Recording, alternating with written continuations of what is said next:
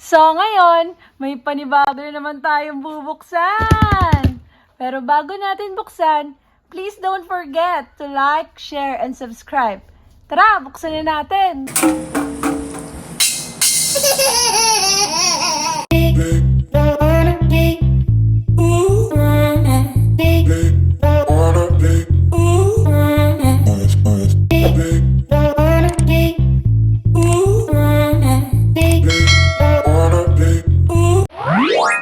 So ngayon, meron tayo ditong bubuksan. Bagong-bago. Kita nyo?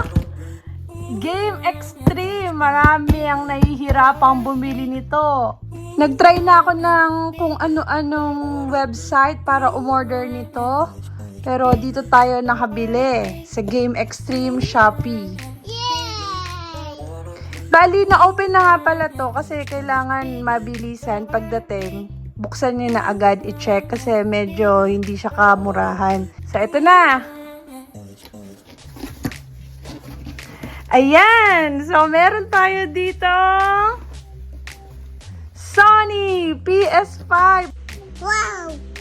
Bubuksan natin to mamaya. So, nakikita nyo, may mga iba pang items kasi bundle tong ating PS5.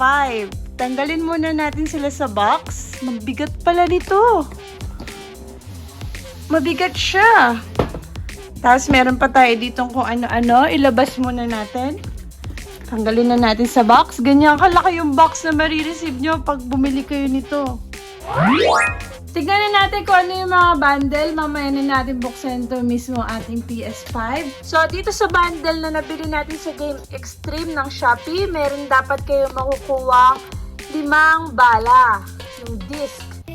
So, meron tayong nakuha ditong Ghost of Tsushima Director's Cut.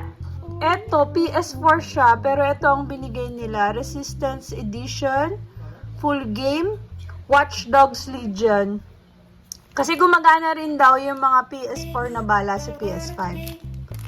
Meron din tayo dito Spider-Man, Miles Morales. So, ito yung bago, yung kulay itim na si Spider-Man. Tapos, meron din tayo ditong Call of Duty, Vanguard. At meron pa tayong Death Stranding. Plus, meron tayo dito nakuha PlayStation Sony DualSense Wireless Controller for PS5. Atong PS5, ang controller niya, pang PS5 lang din. Hindi niyo pwedeng magamit yung controller ng PS4 dito sa PS5. Heighten your senses, haptic feedback, adaptive triggers, built-in microphone, signature comfort. Yung kanya mga features. Compatible hardware, PlayStation 5 lang. Pang PlayStation 5 lang talaga siya. So, hindi ko na ito bubuksan kasi meron din naman ito dito. Yun, nandito na lang sa mismong PS5 na box yung bubuksan natin. May nakuha rin tayo dito for game card box na Adobe Fomis Electronics storage stand for game card box, PS, Xbox, tsaka Nintendo Switch. Ito yung mga lalagyan ng mga bala. Ang nakalagay dito, can put 12 gaming disc. Storage stand for game card. Buksan natin para makita natin. Tapos meron dito nag-iingay na aso. Ayan. Meron po siyang kinakain. Nagde-denta stick siya. Tignan lang natin kung ano itsura. Pero marami na rin sigurong meron ito. Kasi pwede ito sa Switch. Pwede rin sa Xbox. 12 daw na bala ang pwede natin ilagay dito. Ayan. Para lang siyang tower ng mga disc. So, ganyan yung kulay niya. Madali rin siyang buuin. Tignan nyo na lang kung saan siya dapat nakasuksok. Ito, meron din siya nung, ayan o, yung nasa gitna. Tapos, ito din meron dito. Tatapat-tapat nyo lang yung mga butas. So, yun yung itsura ng ating lalagyanan ng balat. So, dito naman tayo sa maliit na box. Meron tayong nakuha ditong Oivo ba to? Oivo nga ata, na charger station for PS5 controller. Ito yung ating charging dock ng yung mga controllers. So, meron siyang LED indicators, charging, all lights up, fully charged, lights moving, upgraded version. Meron din siyang upgraded version, quick charging, LED indicators, intelligent protection. May sinasabi siya sa gilid na the LED strap will move when charging status. The icons will light up when charged completely or standby status. Tapos ito yung mga product characteristics. Ayan, hindi na natin babasahin lahat. Tignan nyo na lang. Meron din siya ditong fast charging speed within 2 hours. The output voltage can be improved efficiently with boost chopper. Okay, open na rin natin to. Kung ano mga nakikita natin mga laman. Meron ditong basag na salamin. Hindi ko alam kung para saan. Labas muna natin yung basag na salamin na yan. Ito naman, dito mo ilalagay yung controller number 1, controller number 2. Meron din tayo dito. Ito pala yung mga tawag sa kanya. Ito daw, charging dock main body. Base lang ata to. Base nga lang siya. Ganyan yung itsura niya, i-slide nyo lang to dito para pumasok. So, yun yung magiging charging station ng mga controllers. So, bali, ito pala ay support dito sa ilalim. Ipapaayos ko na lang. Naiwanan ko kasi siya. Tapos, yung laman pa nitong ating box, syempre yung ating USB cable Type-C. So, bali itong Type-C na to, dito natin siya isasaksak. Ayun, sa ilalim. Tapos, dito nyo na ilalagay yung mga controllers. So, ayan ang naman itong charging station natin. So, ito na ang ating PS5. Meron tayo Sony PS5, PlayStation 5. Mabigat siya. Meron siya dito nakalagay na 8K, 4K, 120, HDR. Sa gilid na andito yung mga contents niya. Meron tayong PlayStation 5 console, wireless controller, base, HDMI cable, AC power cord, USB cable, printed materials, Astro's Playroom, pre-installed game. Tapos may nakasulat dito na console may need to be updated to the latest system software version. Internet connection required. Sa likod, may nakalagay pa dito na play like never before. 825 GB. Ito ang kanyang mga features. Lightning speed. Harness the power of a custom CPU and SSD with integrated I/O that rewrite the rules of what a PlayStation console can do. Breathtaking immersion. Discover a deeper gaming experience with support for haptic feedback, adaptive triggers, and 3D audio technology. Stunning games. Marvel at incredible graphics and experience new PS5 features. Play a back catalog of supported PS4 games with system update. May nakita pa tayo sa ilalim. So, ito, meron ditong mga logos. Yung mga kapartner nila dito sa PS5. Ayan, HDMI, DTS, Dolby Audio, Sony Interactive Entertainment. Tapos may nakalagay lang dito na The Philippines. So, ito yung pinaka-warranty, ano. Please read full text of terms and condition for warranty service. Pupuntahan nyo yan para dun sa warranty. So, wala naman na makikita dito sa box, kaya pupunta na tayo sa loob. Yan, sa wakas, mabubuksan na natin. Buksan na natin! Yay! Sabi ko nga nabuksan na to kanina kasi kailangan tignan agad kasi baka mamaya bato yung laman. Ngayon sigurado na tayo na Wait, parang PS4 ata yung nakuha natin. Hindi, may nakasulat lang na dito na for PS4 console users, you can transfer data to your PS5 console in the following ways. Connect your PS4 console and your PS5 console to the same network. Connect your USB extended storage drive from your PS4 console to your PS5 console. sign into your PS5 console within the account you created on a PS4 console. You can transfer data such as gaming history and trophies, as well as profile and friend information.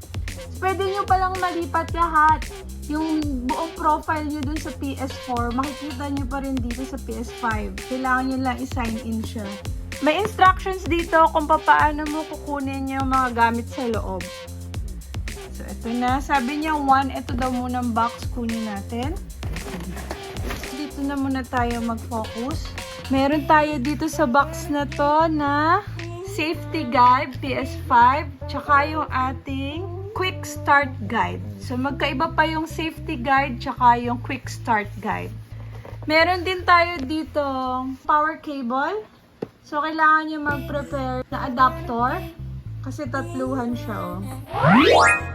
Tapos dito, ang makikita naman natin, yung ating controller. Ang ganda! Wow! So, ito yung bago nating controller. Tapos, tignan nyo yung lumang controller ng PS4. Tignan nyo naman ang itsura. Ibang-iba yung itsura nito. So, parang medyo off-white pala siya. Kino-correct nila ako. Yan, kasi ito yung indicator niya. Kita nyo naman ang difference. At mas mabigat siya. Kita nyo naman kung gaano nakagamit-gamit yung ating PS4. Medyo kadiri na siya. Tapos yung mga buttons niya, wala na siyang mga kulay. Talagang gray na lang yung mga sulat. Tapos transparent lang siya. Tingnan natin sa gilid kung may difference. Wala, pero yung shape nito, mas mahaba na siya. Iba na yung shape niya. Mas mukha na siyang high-tech. Sa likod, wala naman, Sony lang. Pero dito sa luma nating PS4, meron siya malaking ilaw dito. So, bali ito, may ilaw pala to dito. Diyan sa palibot niyan. Try natin kung may battery. Buksan natin. Ito yung on button niya. Ayun! Umiilaw-ilaw siya ng kulay blue. So, pag naglaro na daw, tsaka magbabago-bago yung ilaw. Pero nandito na yung pinaka-ilaw niya. Wala na siya dito. Tapos, ito yung saksakan ng headset. Dati rin, ito yung sa kanya. So, ito na yung ating bagong controller. Ganito rin yung laman nitong isa, kaya hindi na natin binuksan. Kasi, gagawin nating extra to eh. So, ito naman yung ating HDMI cable. Ito naman yung parang pinaka-stand ng PS5. Ito yung kanya itsura ng base niya. Siyempre, meron yung anti-slip sa ilalim. Diyan natin papatong yung ating PS5. Eto na, kukuhanin na natin yung mismong PS5. So, dapat ihiga. Kagaya nung nasa instruction dun sa bus. Tapos, tsaka natin siya hihilahin. Kailangan natin ingatan.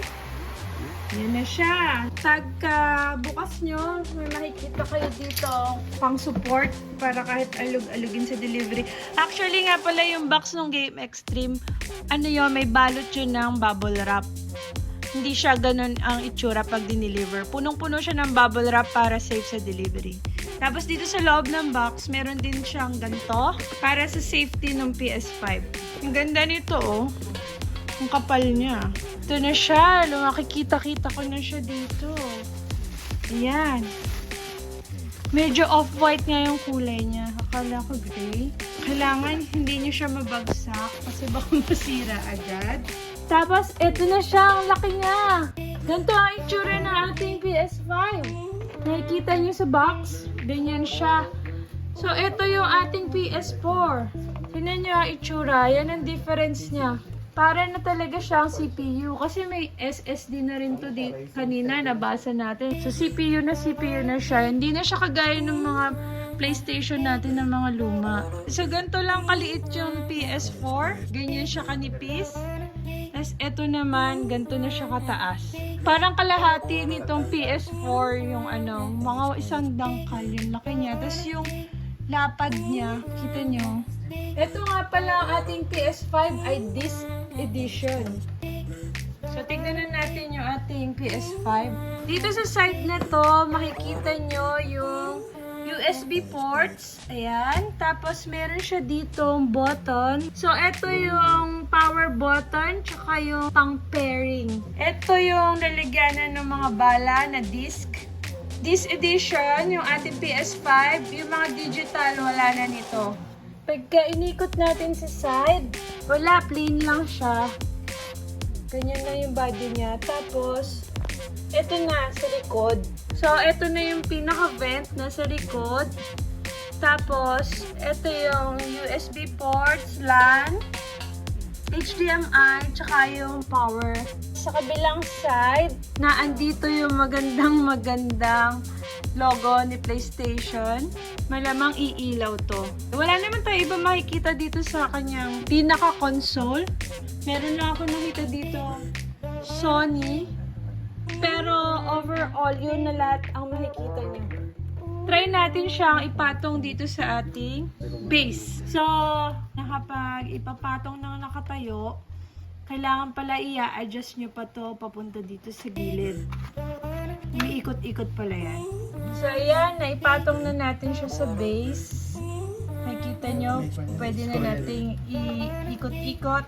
Meron pa rin daw dapat i-screw. Hindi pa natin i-screw, syempre, isi-set up pa yan kung saan siya dapat ilagay. Pwede rin pala siyang ipahiga.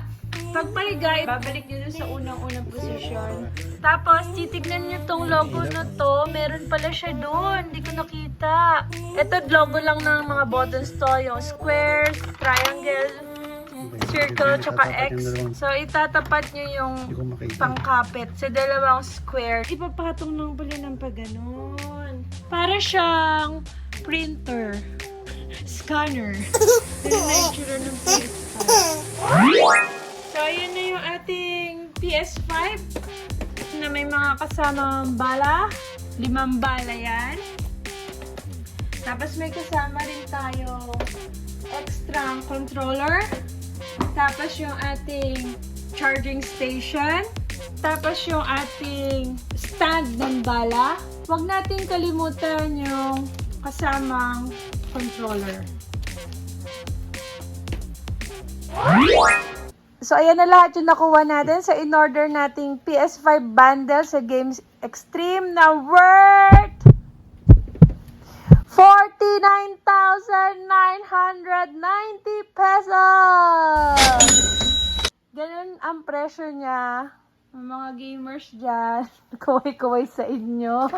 Napakahirap bumili nitong PlayStation 5 ngayon dahil medyo onti yung sinusupply ni Sony. Puro pre-orders lang talaga siya. Kahit sa ibang store, kahit hindi Game Extreme, talagang ilang items lang yung nire-release nila kaya sobrang hirap.